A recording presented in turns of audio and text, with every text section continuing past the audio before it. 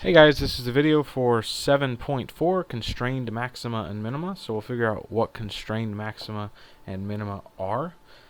Basically, we'll be trying to find maximums and minimums of functions of two variables, just like we've been doing, but now it'll be subject to some constraint, and we'll see an example of that, and then go into more examples, obviously, multiple examples of that. And what we'll do to find those is something called the method of Lagrange multipliers. So we'll use this method to find these constrained maximas and minimas. Constrained maxima and minima. I have here a picture of Lombard Street. So this is a pretty famous street out in California that's very, very curvy, nice tight turns, those types of things. It's been on movies, blah, blah, whatever.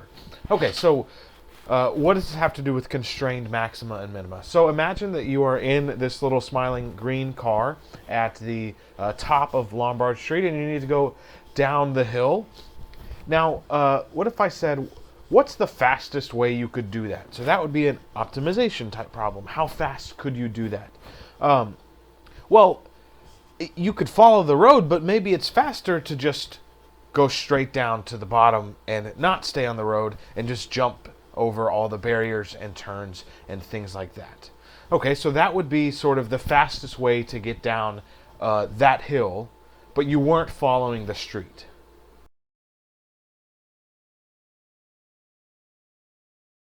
Now let's imagine that you had to stay on the street.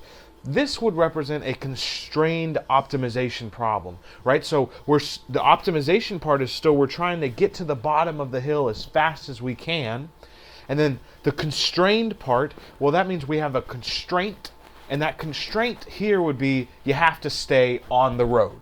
So the constrained optimization problem would be how fast can you go down that hill if you have to stay on the road, right? So you have to follow the road all the way down to the bottom. You can't just jump over everything like the little car did there. So it had to stay on the road. So you can imagine that it might take longer to go down the winding path than straight down, but if you have to stay on the road, that's the answer we're looking for, that constraint. We don't want people diving over the top of the railings and running over all these old people and dogs and things like that. That would be pretty bad. So that's the idea of constrained optimization. We're trying to optimize something. Here we were trying to get to the bottom as fast as possible. We'll be trying to find maximums and minimums. That's our optimization. So we will be trying to find maximums and minimums given some constraints. And those constraints, in this example, it was staying on the road. And for us, it'll be things, equations, and we'll have to relate x's and y's and things like that. And in word problems, that will show up in other ways. So we've already sort of seen some of this stuff. Remember when we talked about trying to optimize area, find a maximum area given a set amount of fencing? That's actually a constrained optimization problem. So that's stuff we did back in chapter 3, and we'll see very similar word problems in this section where we're trying to find the maximum of an area maybe with a constraint that we only have a certain amount of fencing, something along those lines. So we'll see those sorts of things as well. Dive right into an example here. So we're going to try to find the relative extreme points, so relative maximums and minimums of this function subject to this given constraint. So my function here is going to be a function of two variables, f of xy equals 3xy, subject to the constraint that 2x plus y is equal to 8. Okay, so this is like Lombard Street here. Our function is 3xy. We're trying to find the maximum or minimum of it. So that's like getting to the hill as fast as we can. How fast can you do that? Finding that thing, that's the optimization part. And then the 2x plus y equals 8, that's sort of the thing that says you have to stay on the road. And this is the road we're talking about, this equation, this constraint I've given there. So how can we do that? Well, one way is called the method of substitution. And what that would mean is you take this guy, and let's solve for y. And what is y? Y would have to be 8 minus 2x. So if we solve our constraint for y, then we can go back and plug that in to our function of two variables, and it will no longer have two variables in there. It'll just be one variable. You'll be left with 3x times, and then instead of y, you'll have an 8 minus 2x. And that only has x's in it. It's a function of one variable. If we expanded it out, you'd get 24x minus 6x squared. And if I asked you to find the maximum or minimums of that, the relative extreme points, you should know how to do that. That's a chapter 3 problem. Maybe you haven't seen it in a while, and we will review that. But that is definitely something we've already gone over. Nothing new there. Let's go ahead and do that. How do we find the relative extrema? This would be a good review. Remember, we first find our critical values by taking the derivative. The derivative is 24 minus 12x. And to find our critical values, we set that equal to 0, solve for x, and you get x equals 2. So x equals 2 is a critical value. Now we'll use the second derivative test. The second derivative here is negative 12. So since it's negative, that would be concave down. And specifically, when we plug in our critical value 2, we get negative 12, which is negative. And so x equals 2 is a maximum. So that's the second derivative test. That should all be review. But now when we know x equals 2, we can go back up here, plug in 2, and get y is 8 minus 2 times 2 is 4, so y is 4. And so then we'll get the point 2, 4, and that is actually going to be a maximum of our function of two variables subject to this constraint. And so that's exactly what we were looking for there. So we went through that pretty quickly, but that's the idea of substitution, where we can turn a function of two variables into a function of one variable by substituting in, and then we can do our chapter 3 techniques to find critical values and find a maximum. And we had to check here that this was a maximum. We didn't know. That should seem very familiar, hopefully. We did that a lot in 3.3, I believe. The optimization, we had a bunch of word problems, especially like the area type things, where we turned an area where it had two variables and knocked it down to a function of one variable using this substitution method. So this is one way to do these kinds of problems, and that would be perfectly fine. But there's also this idea of the method of Lagrange multipliers. And so sometimes it's not so easy to do it this way, right? Knocking it down to a function of one variable does not always make it much easier. Frequently in all the examples we saw in chapter 3, it did. That's how we did them. But sometimes we'll see examples where knocking it down to a function of one variable is not so easy. And so when that happens, we'll have to use the following. And so that's called the method of Lagrange multipliers. Lagrange was a mathematician. It's his last name. It's named after him. He came up with this.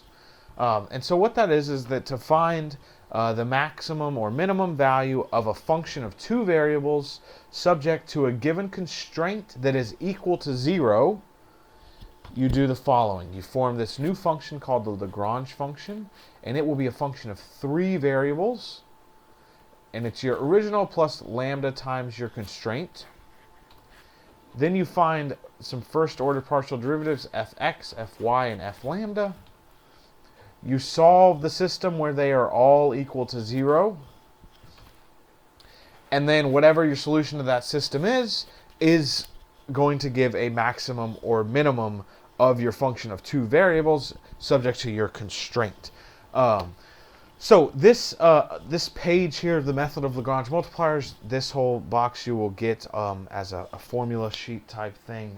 You don't have to memorize it, but you should keep that off to the side as we go through these examples in this section, and you'll get it on any quizzes or exams or anything like that. Note that there's another step in the book that is just not true, right? I know I've told you before your book has a lot of errors, but there's there's a last step there in your book which says you can plug it in, and that's just not true. So we'll ignore that. It's just this step here. Don't use your book for this section because it is wrong.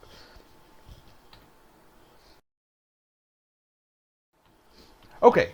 So now this is the exact same function that we just had and the exact same constraint. And we already got that the answer was that we had a maximum at 2, 4. But here I want to use the method of Lagrange multipliers to do this problem. All right, so notice this time I tell you maximize. So I'm telling you find the maximum. And what that means is for these problems, it'll say maximize or minimize. So it'll tell you what you're looking for, and you'll only get one answer at the end, and you just know that it is the maximum or the minimum. It is the thing you're looking for. We aren't going to bother checking that that is a maximum or minimum because these things say maximize or minimize. Same thing in the word problems we'll see. It'll say either maximize or minimize something in a word problem, and you should only get one possible answer, and you just know that the thing you're looking at is a maximum or a minimum. Okay, anyway, so when it says this thing maximize, sometimes on an exam or quiz, I might say use the method of Lagrange multipliers to maximize this thing. So if I tell you to use Lagrange multipliers, you have to use Lagrange multipliers. If I don't, then you could substitute in like we did before, and that would be perfectly fine. All right. Especially in those word problems. Frequently in the word problems, it won't say one way or the other. And if you like the other method better, the Chapter 3 method, that would absolutely work. So unless it says specifically to use the method of Lagrange multipliers, then you can use the substitution method that we previously used. Okay, anyway, so for these, I do want to use Lagrange multipliers. So what does that say? That thing says step 1, form this Lagrange function f of x, y, lambda. All right, so that's where we copy down f of x, y, so that's 3xy. And then we need to add lambda times g of x. Well, what was g of x? Well, that was where we took our constraint, but we needed it equal to 0, so we'll push everything over to the left side. So that means just moving that 8 over and making it negative. And that thing equal to 0, this is g of x, y, sorry, not just g of x, g of x, y. And that's what goes next to this lambda, the constraint where you set it equal to 0. So that's 2x plus y minus 8. So that is our Lagrange function. Step 2, we need to find the partial derivatives of it.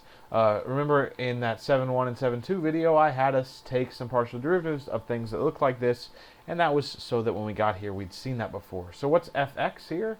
Well, it looks like we get 3y plus this 2 times that lambda, so plus 2 lambda. All right, everything else goes away. Fy, it looks like we get 3x, and then plus 1 times that lambda, so plus lambda. And for f lambda, that will always be the g of x function, right? It was everything multiplied by that lambda.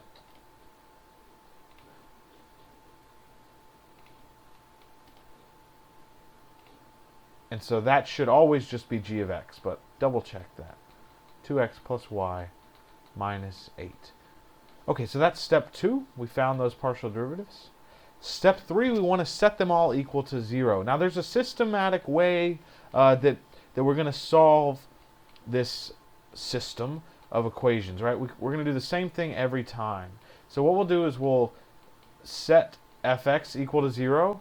And then what I want to do with that is just solve for lambda. Always solve for lambda. So what is lambda here? It's minus 3y divided by 2. Okay, so I want to solve for lambda in fx equals 0. And we're going to do the same thing when we set fy equal to 0. So the stuff that is not f lambda, so the fx and fy, will have a lambda in it. And I always want to solve for lambda when I set that equal to 0. So 3x plus lambda equals 0. We solve for lambda and we get lambda is minus 3x. Okay, now the last one is f lambda equals 0. So f lambda is 2x plus y minus 8. 2x plus y minus 8 equals 0. And we're not going to solve for anything just yet there. Instead, what we're going to do is take these two equations here where we solved for lambda.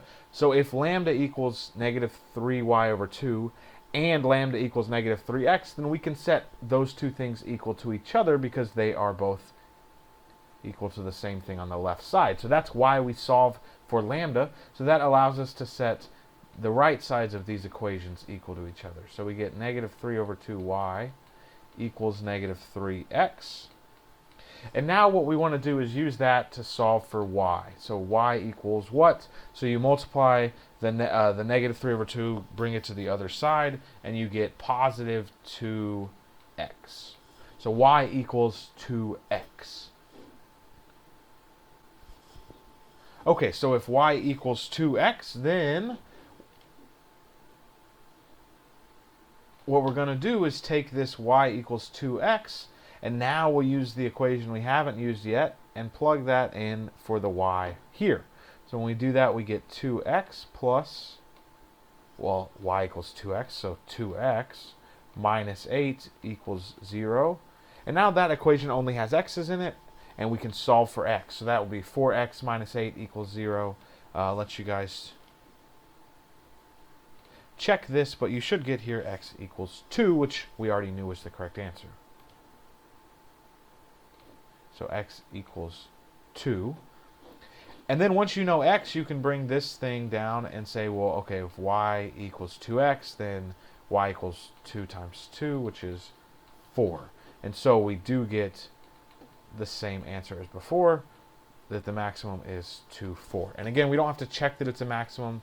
It already said maximize, so we know that whatever we get will be a maximum. Okay, so for that example, this function was sort of nice enough that the substitution method wasn't much longer than this method, but sometimes that substitution method will be significantly longer, whereas this thing will always be about the same length, and you'll get the box that tells you how to do it. Again, I say maximize this function of two variables subject to this constraint, and I'll say something like use the method of Lagrange multipliers. So again, since I'm telling you to maximize, we don't need to check that whatever answer we get is a maximum. We're just going to get whatever answer, and we know it's a maximum because that's what this thing says. All right, so for this one, first off, I'm going to use purple. Just why not? Purple. There it is. P for purple.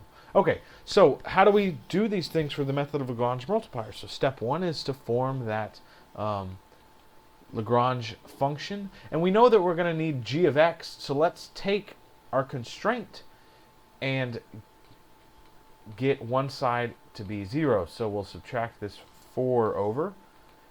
Once we get that constraint equal to 0, then this left side is that g of xy. And that's what we're going to use for our Lagrange function. Okay, so now we can form that Lagrange function, f of xy lambda. So we copy down f of xy, so that's 2y minus 6x squared. And then we add lambda times that g of xy, the constraint where one side is 0. Right, so we get 2x plus y minus 4. That is what is multiplied by lambda. And that's the Lagrange function. So step 2 is to find the partial derivatives of that. So fx looks like we get minus 12x plus 2 times lambda. That's what's in front of the x, so plus 2 lambda. Fy, we're going to get 2, and then just plus lambda, right? So this 1 times that lambda. And then for f lambda,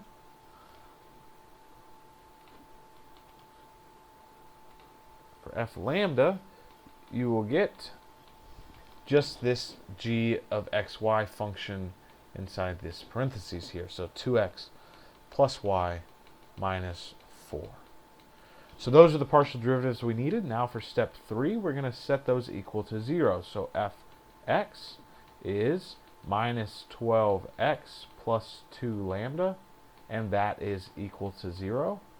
So just like before, our step here is always going to be solve for lambda. So what is lambda equal to? Well, lambda would be, you'd add 12x over, divide by 2, so you get positive 6x for lambda. So then we'll want to do the same thing for fy. So fy was 2 plus lambda. So set that equal to 0, and then solve for lambda, and you get lambda is negative 2. All right, so now we're going to combine these two things and set the right sides equal to each other. So that's 6x is negative 2, and that gives us already what x is. X is negative 1/3. Okay, so we know x is negative 1/3, and we're going to plug that into f lambda here. All right, so the goal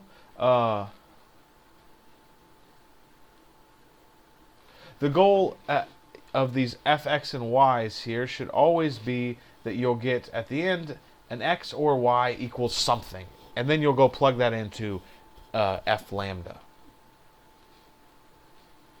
So it doesn't matter if it's x or y or whatever, you just need one of those. So f lambda is 2x plus y minus 4. We'll set that equal to 0. And now what we'll do is we'll take that x is negative 1/3 and plug that in here for x. So when we do that, we get 2 times negative 1/3, which is negative 2/3, plus y minus 4 equals 0. Whoops.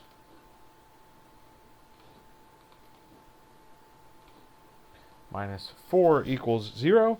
And then solving, you add 4 over, add 2/3. Y would be 4 and 2/3, which I'll just write as 14/3. So there's y. So that means that our point where the maximum is, right? We don't need to check that it's a maximum. It says maximize. So that happens at x equals negative 1/3 and y is 14/3. So there is our maximum. All right, and that's the method of Lagrange multipliers. If you guys want to have a little extra fun, I know you all are big math fans here, feel free to do this exact same problem using the substitution method.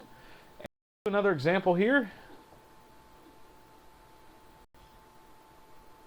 We'll do this one in blue. Okay, so again, it says maximize this function. So we know that whatever we get from the Lagrange multiplier thing will be a maximum. And so here's our function, here's our constraint.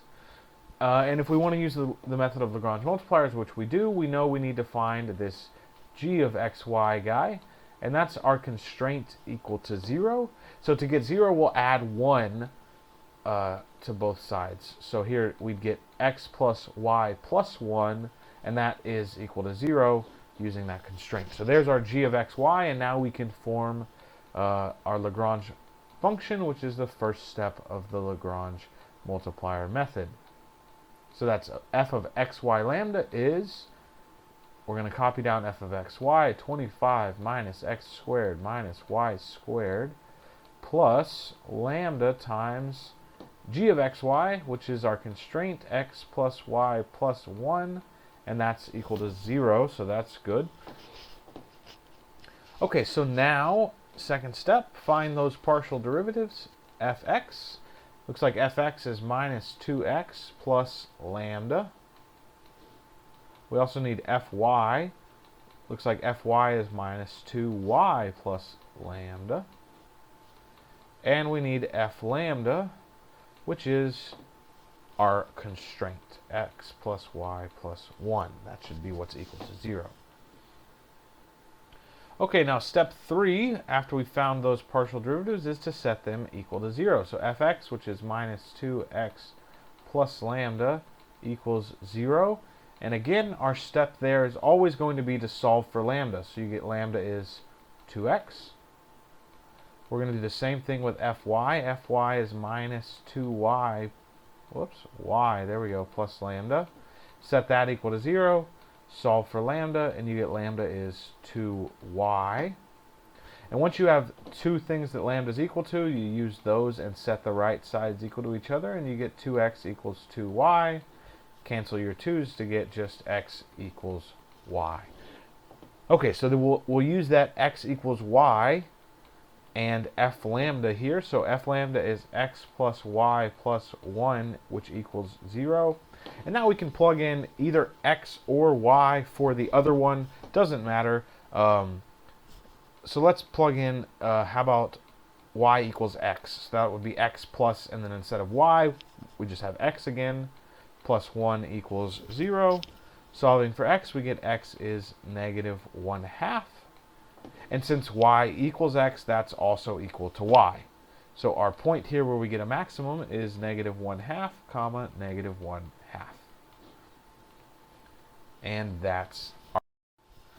Okay, one more example like that. This time it says minimize, right? So we're going to do the exact same thing, but then at the end, whatever we get is a minimum instead of a maximum.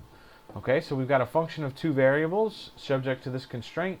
It's already equal to 0, so that's nice. We know that this is already our function g of x comma y. We don't have to play with that at all. It's already equal to 0. So we can just go straight into our Lagrange multiplier method and setting this Lagrange function, setting it up, I guess. So what is that? Well, we copy down,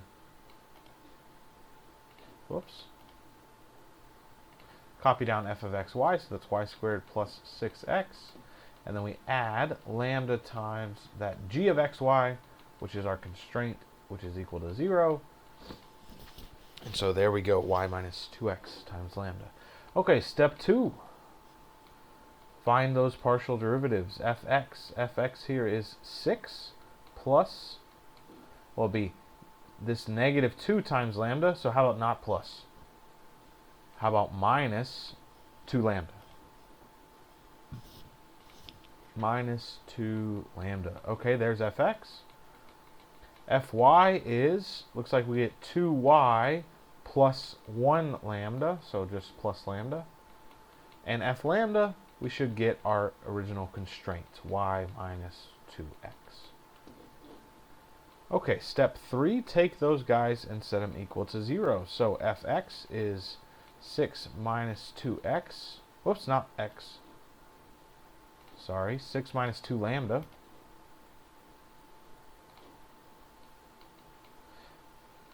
We set that equal to 0 and solve for lambda. And when we do that, we get lambda is 3. Now with fy, we get 2y plus lambda equals 0. We solve that for lambda, and we get lambda is negative 2y. Now once we have lambda equals 3 and lambda equals 2y, we can set 3 equal to negative 2y. And solve for y to get y is negative 3 over 2.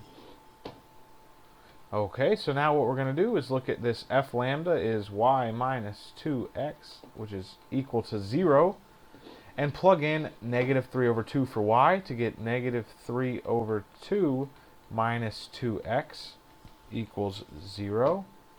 Solve for x, and you get x is negative 3 over 4. Okay, so now we have x is negative 3 over 4, and y is... Let's look at an example of a word problem. There's a few different types of word problems in this section. They're all close-ish enough to this, right? And some of them, it's area or something like that, and you have to come up with a function yourself. But you guys had practice doing that in Chapter 3. So you've seen that before, and if you haven't, go back and review Chapter 3. But those in the book are only a little bit different in that you have to come up with your own function. After that, they're the same as what we have here, where you're going to use the method of Lagrange multipliers. Okay, so what does this problem say? It says Big John has 2 smokehouses, which we'll call S1 and S2, in which he produces his jerky. S1, smokehouse 1, must produce 3 times as many pounds of jerky as S2. Okay, so if S1 must produce 3 times as many pounds of jerky as S2, that's important, so I'm going to underline it. It then says the total cost of producing jerky is given by this function c of xy. Here, x is the number of pounds in S1, so x and S1 go together, and y is the number of pounds produced in S2, so y and S2 go together. It says how many pounds of jerky should be produced at each site to minimize cost. Okay, so we have a function of two variables, which is the cost function. We're trying to minimize it, so we should think, okay, function of two variables, minimize it. That's Lagrange multipliers. Great. Now, we have this function of two variables, but we need our constraint. Where do we find that? Well, that's this thing we underlined up here. If S1 must produce 3 times as many pounds of jerky as S2, well, that means something like S1 equals 3 times S2, but S1 was represented by X, so that means X equals, and S2 was represented by Y, so that means X equals 3Y. If X is the number of pounds in S1 and Y is the number of pounds produced in S2, then X equals 3Y. That's our constraint.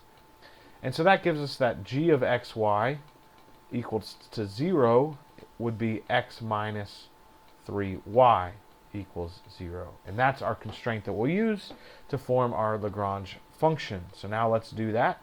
Step 1, form that Lagrange function f of x comma y comma lambda.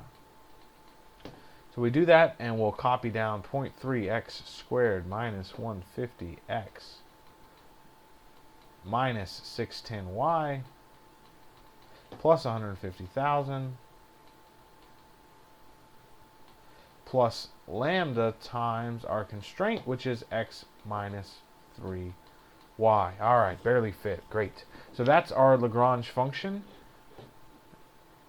All right, now I'm going to come over here for step 2 and find the partial derivatives of that guy. What is fx?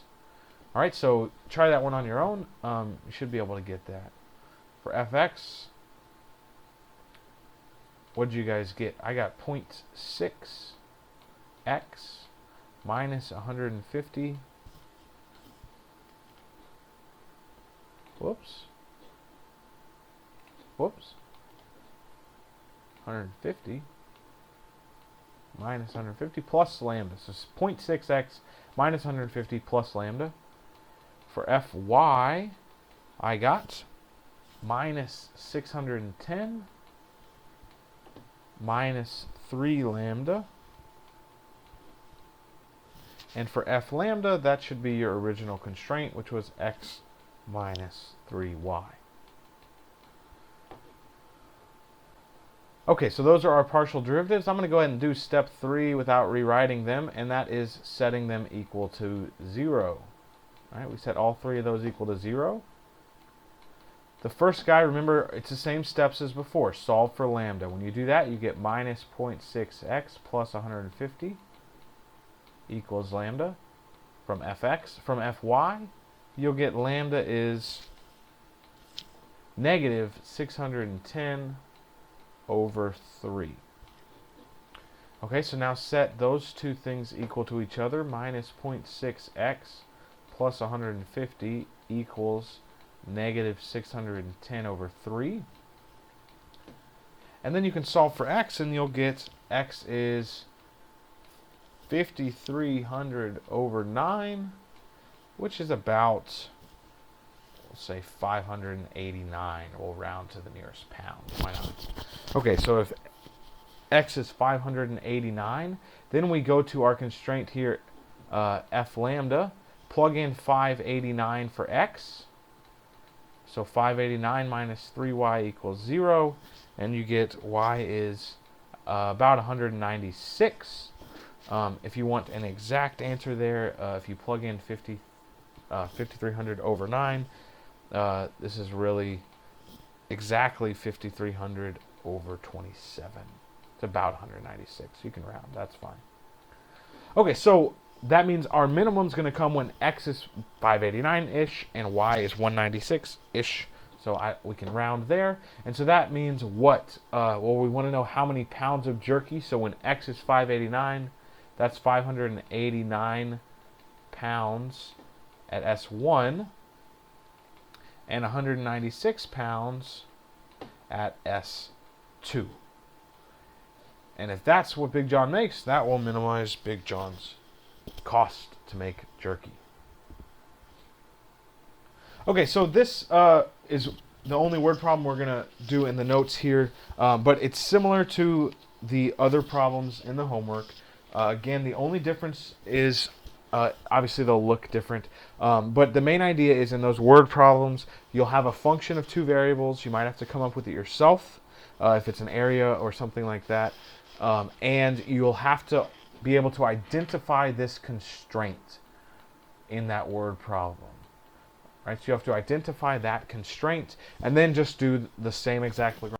End of 7.4, which is sadly the end of our lectures. I guess that's okay. I haven't gotten any better at drawing hearts throughout the semester, but I thought I'd leave you guys with this beautiful picture of Sully. All right, see you all in class.